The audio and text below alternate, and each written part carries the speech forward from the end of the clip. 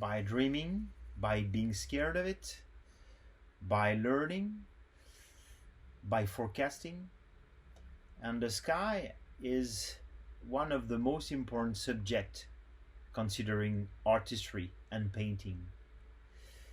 Nowadays, finally, climate became more important than sky and even the weather.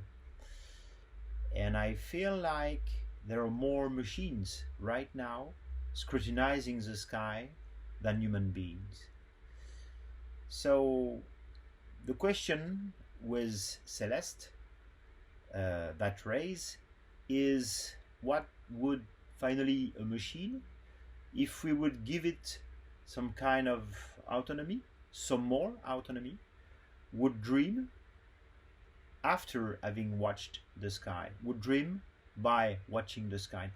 What would a machine, if we would give it the possibility to melt several colors taken by several apparatus in different places around the world, in different cities, under different skies, what a machine would try to represent?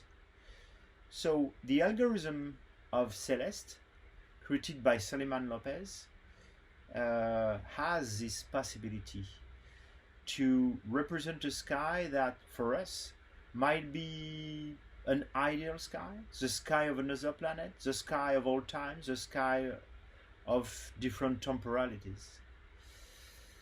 And when we watch the result, in a certain way it's fascinating, in another way it's a little bit scaring. We don't exactly know what we are looking at.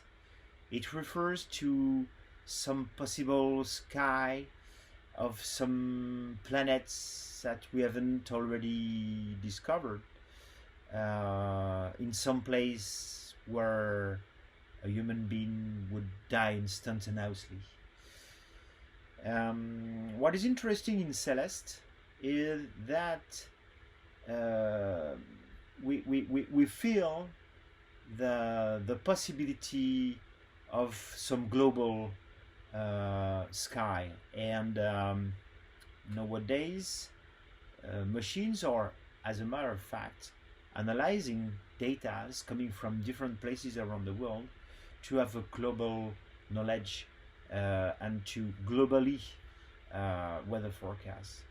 So I appreciate this idea of not being limited of a point of view like painters in the past. By using some different technologies, Suleiman Lopez is not watching at the sky to represent it, but it gives the machines a possibility to represent it the way finally the machine can, with the rules written by the artist Suleiman Lopez. The idea that is behind Celeste is that a machine can create art, or let's say its artificial intelligence can create art, and it's more collaboration between the machine and the artist.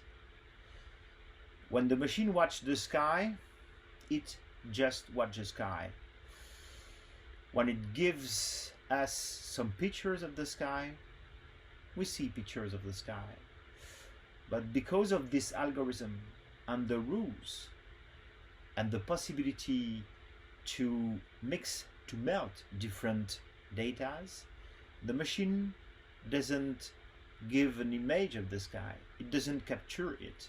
It represents it by collaborating with the artist. And the result, of course, is creative because of some colors that the machine invents, some colors that we know are never in the sky. So what is really interesting in this project is that the machine doesn't present, it represents by collaborating with the artist. We could also say that the artist presents the result of the collaboration with the machine. And the idea that the machine finally autonomously somewhere in the cloud, because this is a name that we gave the technologies of the networks, is at some times remembering some colors, remembering some times, and the machine finally, the algorithm is, as a human, we could feel that the machine is unable to present the sky the way it is, because it prefers to represent it the way it could be. And at any moment when we watch the computer animation, that is possible due to some real data really captured by some sensors scrutinizing the sky. The result is definitely more abstract than the sky.